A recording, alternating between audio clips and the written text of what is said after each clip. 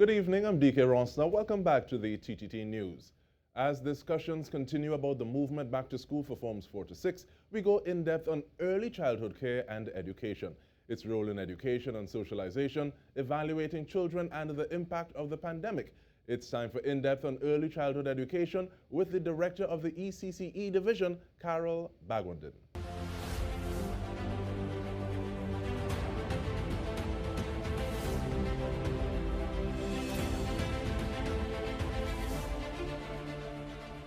Welcome, Ms. Bhagwandin. Thank you for making the time. How are you? Thank you. I'm fine, thank you. Now, I want to start off asking about the role of early childhood education in terms of the role of early childhood care and education. Okay, so early childhood care and education lays the foundation for lifelong learning. It is where children develop the most. So from birth to 5, it's where you have the greatest development taking place. And in ensuring that they receive quality experiences, it is laying a foundation. So it's just like when you're building a house, you ensure that your foundation is the strongest part of the house. Once that foundation is really strong, you could withstand anything. And therefore, special emphasis is placed on the early childhood care and education sector, or what we will call ECCE, because of course there's where we build the foundation for children for lifelong learning and development. And in terms of that foundation, what kind of age range are we speaking about? We are looking, research tells us that early childhood is from birth to age 8. In Trinidad and Tobago, we look at early childhood within the centers, children are within the ages of 3 and 4. So that is the age range in which we engage them within the ECCE settings. And you just mentioned the settings and the centers. How many early childhood education centers are there in this country? Okay, so we have a unique blend. In Trinidad and Tobago, we have 142 government-assisted centers, 57 serve-all managed centers, and over 600 private centers. And of course, they all come under the purview of the Ministry of Education, where we monitor what is happening at the center, ensuring that developmentally appropriate practices are taking place within those centers, and more so, we provide guidance, we provide support to the providers, to our administrators, our teachers, and of course our staff and parents, our critical stakeholders. In terms of that guidance and support, is it a matter and saying that they fall under the purview of the ministry? Does the ministry play a role in the actual curriculum and planning that curriculum going forward with these centers? Oh yes, we have at the ECCE Division, we have our ECCE Curriculum, or what we'll call our curriculum guide. This guide is a research-based document which takes us into an integrated approach to teaching and learning. Our curriculum, we have 5 strands within the curriculum: intellectual empowerment, effective communication, citizenship and belonging, aesthetic expression, and wellness. Those 5 strands we use to ensure the holistic development of children, because of course children don't grow nor develop in silos. So this curriculum guide that we have developed within the ECC sector, it looks at every single aspect of the child. So it looks at the intellectual aspect, how they think, they reason, they problem solve, how they become critical thinkers. We have the citizenship and belonging, where they respect themselves, they respect culture, they respect each other, they respect society. Wellness, where they are taking care of themselves, physically, mentally, socially, spiritually, and not forgetting that aesthetic expression, where they are exposed to music, song, story, drama, and of course effective communications, where they are able to listen, speak, read, write, and understand. So at the end of the day, the curriculum is geared towards the holistic development of the child at this level. So how have those 5 strands, the curriculum, the development of the child in the ECCE spectrum, been affected by the pandemic? Well, I will not say it has been affected, DK. Why I'm saying it has not been affected, it's because within this time frame during the shutdown, within the pandemic, we have been creating what we call our ECCE activity pack, or weekly activity pack. That pack is filled with developmentally appropriate activities for 5 days of the week. Because we know most parents may not be trained as teachers, and because children learn through active engagement within their environment, learning through play, being involved, the activities we have for them, we continue to grow on the 5 strands. So say, for example, when we look at the 5 strands and when we look at curriculum delivery and using the activity pack, our daily radio programs, our YouTube channel for the children, we are looking, let's say the children are baking a cake. They are going to be baking that cake with their parents or whoever is supervising them on that day. When we look at intellectual empowerment, we are looking at literacy, numeracy skills, mathematical concepts being developed. They will have to know how much ingredients they will have to use. They will be measuring, they will be pouring, they will be mixing, they will be taking turns, they will be understanding, they will be looking at change as they mix the ingredients to make their final product. So I will not say it has been affected. In fact, based on feedback that we have been getting from parents, their children, it is an enhancement. They are understanding the curriculum a bit more than before, and it is a time of good bonding because their children continue to play, their children continue to learn while playing, and they continue upon the developmental pathway.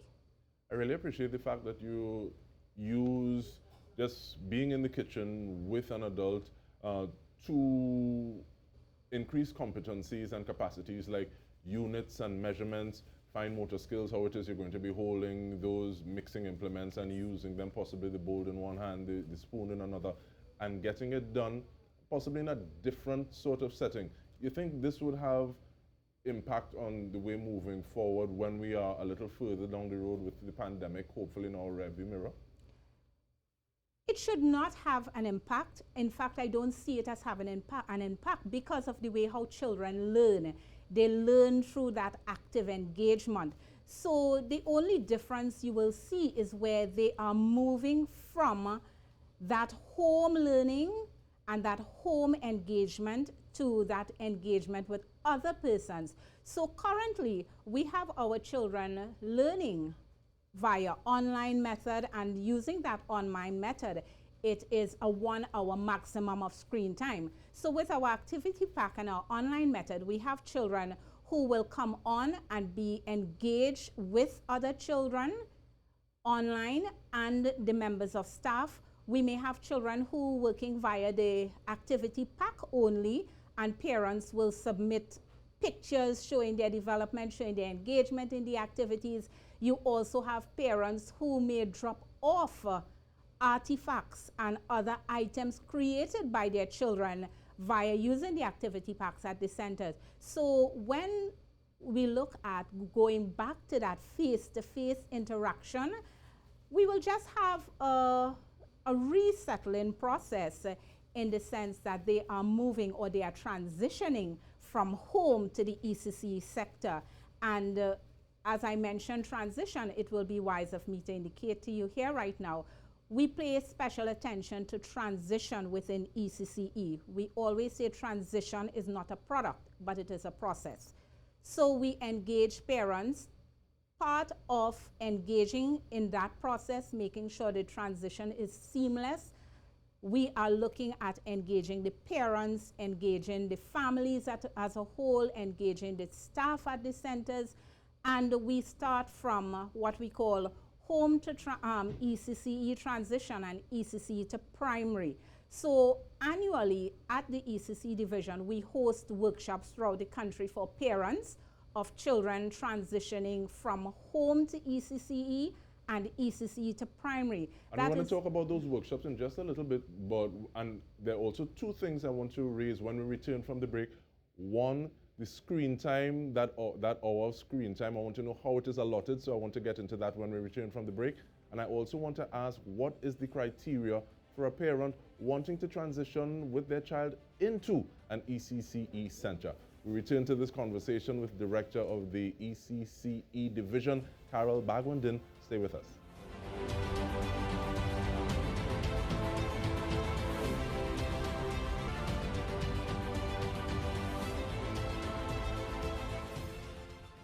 Welcome back to In Depth with me, Dike Rostant. We are speaking with the Director of the ECCE Division, Carol Bhagwandin.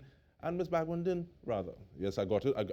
I fixed it. Yes. So in terms of moving or just before we transition, that hour of screen time, is it a full hour, so full 60 minutes? Is it broken up? And what is the reason for doing what it is in terms of the way it's done? Okay, so research has taught us that children at this age, and when I say this age, I mean the early childhood level, they ought not to be exposed to more than 1 hour of screen time. And when we're talking about that 1 hour of screen time, we don't mean 1 full hour. So right now, we have the children broken up into 2 15-minute segments followed by a 30 minutes. So here we will have circuit time where they come in on mornings, they sing, they say their prayers, they sit in and they sing the national anthem, they catch up on news, they report about what is happening in the country. You have reinforcement of COVID-19 protocols, making sure they wear their masks, they're sanitized, they social distance, etc. So the time frame in which is allotted for screen time, we made sure and have it broken up into such a way they maximize that time, because at the end of the day, we don't want children just looking at a screen, because research is telling us so many things that can happen with the child looking at the screen. So we ensure that it is broken up into such a way that they maximize for their own health, safety, development, and understanding. And adults are encouraged to look away and break up their screen time as well, far less for developing children. But in terms of the criteria that I was asking about on the other side of the break, if a parent is going to enroll themselves, because I think it's the parent and the child, as opposed to just saying, okay, well, we're going to be sending the child. What are some of the criteria that you'll be looking at? So we have a saying, at early childhood, we don't take in a child, we take in a family. Because the child is part of a family, the family is part of the community and wider society. So for a parent wanting to enroll their child within an ECCE setting, the child must be 3 or 4 years old, and it is simple.